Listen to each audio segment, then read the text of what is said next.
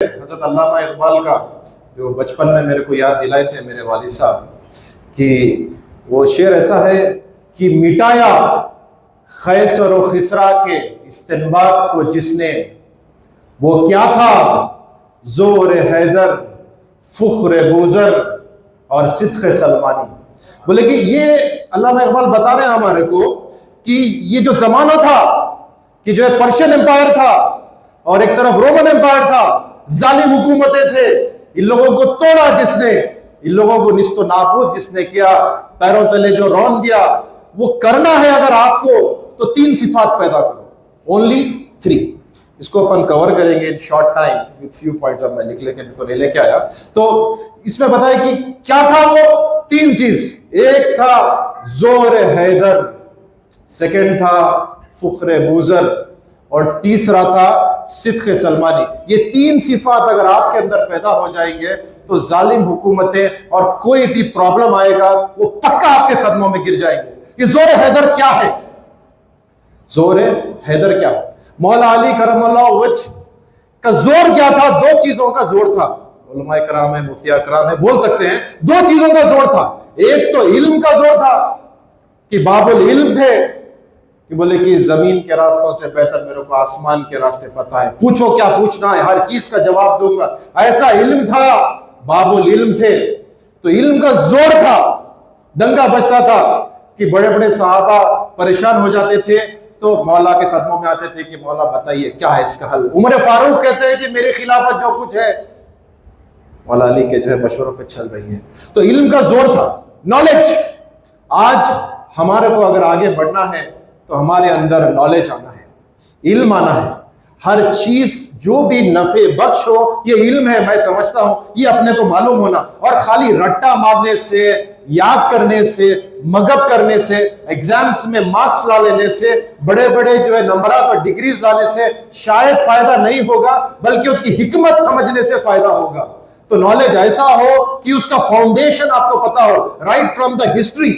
वो स्टार्ट कैसा हुआ, वो आया कैसा, आगे कैसा बढ़ा, अब एंड्रॉइड फोन है हमारे हाथ में है तो ये कैसा बना, इसकी हिस्ट्री आना। आज इजी है बोलना कि मॉडर्न साइंस सबको पता था वो जमाने में, पता था होगा तो अपने को पता वहां से करना है आज तक। तो जो कुछ आप पढ़ेंगे तो इल्म हासिल करना ऐन फरीजा है। अगर आपको जमाने में कुछ बनना है, अपने आल औलाद को कुछ आगे बढ़ता हुआ जमाने में देखना है तो इल्म उनको देना इंपॉर्टेंट। और इल्म सीखा जाता है 2 तरीकों से। एक तो सोबत से, कि अल्लाह वालों की सोबत हो, उस्ताद की सोबत हो, माँ बाप की। आज हमारे पेरेंट्स के पास टाइम नहीं है। सुबह उठे, वालिद साहब जो है हॉस्पिटल चले गए, मेरी बात बोल रहा हूँ, आए रात में बच्चे से मिलने का टाइम नहीं है, ऑफिस चले गए, आगे तरबियत कैसा होगी, इल्म क्या सिखाएंगे? इल्म खाली 1+1 2 का नाम नहीं है। MNJ कॉलेज है, यहाँ पे हॉस्पिटल है कैंसर का, जाके देखिए वहां पे क्या लिखा हुआ है, the pinnacle of knowledge is development of character. अगर आपके पास इल्म हाईएस्ट लेवल पे है तो आपका कैरेक्टर हाईएस्ट लेवल का होना चाहिए। पढ़े लिखे जाहिल बनना नहीं है हमारा। आज अमेरिका क्या है भाई, नॉलेज बहुत होंगी, डाटा बहुत होगा, लेकिन जाहिल है।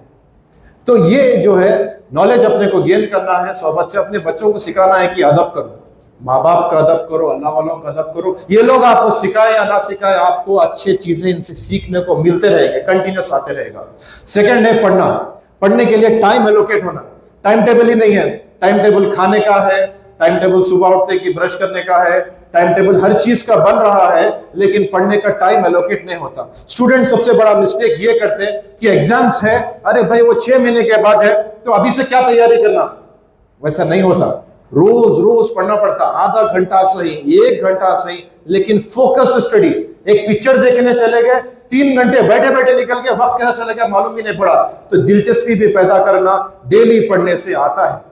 अगर आपको पसंद भी ना हो वो चीज, बट उसमें टाइम लगाते रहेंगे तो एक ना एक दिन उसकी मोहब्बत दिल में आ जाएगी। इल्म हासिल करना बहुत इंपॉर्टेंट है। सेकंड जोर हैदर का जो है फिजिकल स्ट्रेंथ है। मौला अली करमल्लाहु वजह का जो फिजिकल स्ट्रेंथ था किसी के पास नहीं था, फिजिकल स्ट्रेंथ। तो जोर हैदर के 2 चीज है, एक तो इल्म, सेकंड फिजिकल स्ट्रेंथ। पावर भी तो होना, पावर भी तो होना है। ऐसा पावर कि वो एक दरवाजा जिसको 40 पहलवान इस्तेमाल होते थे खोलने के लिए, बंद करने के लिए, अकेले आते हैं, दरवाजे को पकड़ते हैं, निकालते हैं, फेंक देते हैं, ऐसा पावर है। और मुख्तलिफ जो उलमाए करम सुनाएंगे आपको मौला अली के पावर के बारे में। फिजिकल स्ट्रेंथ भी होना। फिजिकल स्ट्रेंथ कहां से आई? फिजिकल स्ट्रेंथ भी प्रैक्टिस से आती है। एवरीडे वर्जिश करने का भी टाइम रहना, वर्जिश से पहले जो अपन खा रहे ये भी सही रहना।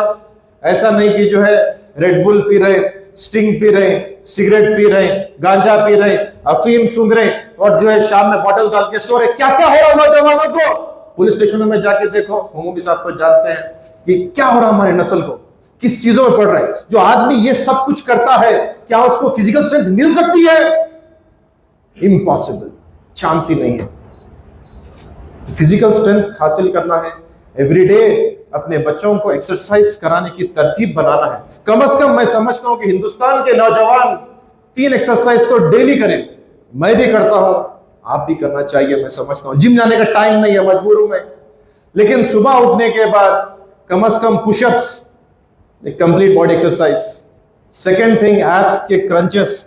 थर्ड थिंग उठ के बैठना नीचे, इसको स्क्वाट्स बोलते हैं।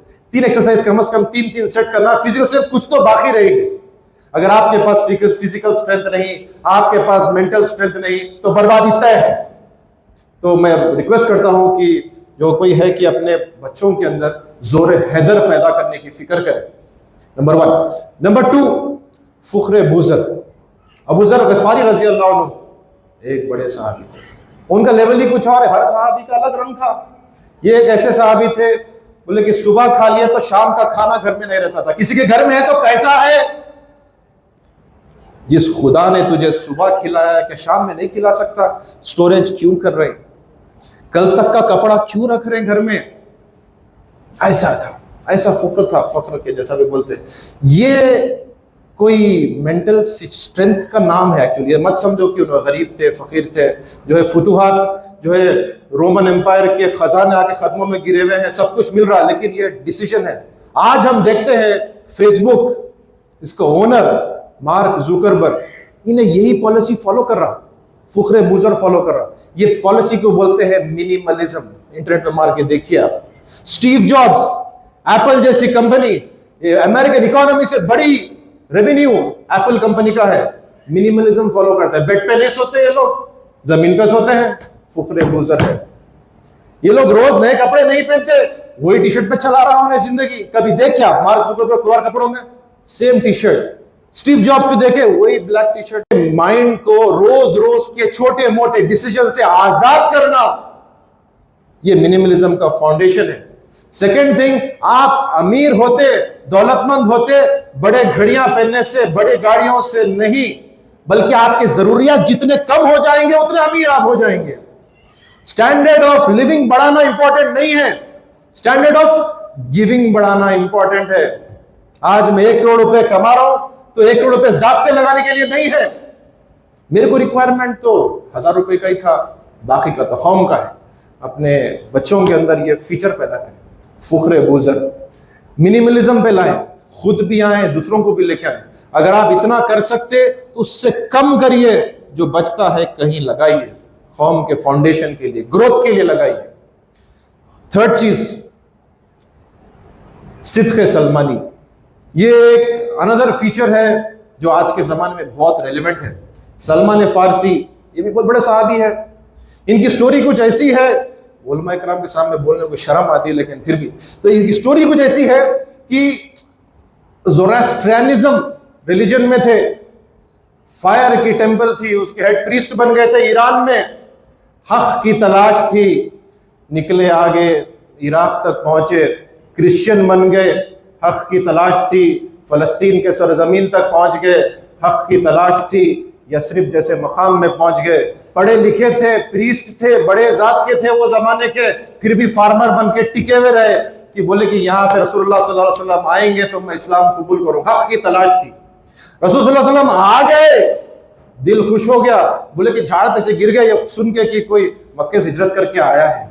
आ गए, देख लिए, मालूम है, पूरे निशानियां देख लिए कि ये खत्म रसूल है, मोहम्मद रसूलुल्लाह सल्लल्लाहु अलैहि वसल्लम है। लेकिन फिर भी डबल कंफर्मेशन करना इंपॉर्टेंट है। बोले कि मोहर रिसालत तो बताओ, देखे फिर इस्लाम कबूल करे। आज हमारा जमाना देखो, व्हाट्सएप मैसेज आता है, अभी तक फॉरवर्ड हो रहे मैसेजेस, मजलिस वहां ठहर गई, इतने वोट्स आ गए यूपी में, कोई रेलेवेंट ही नहीं है।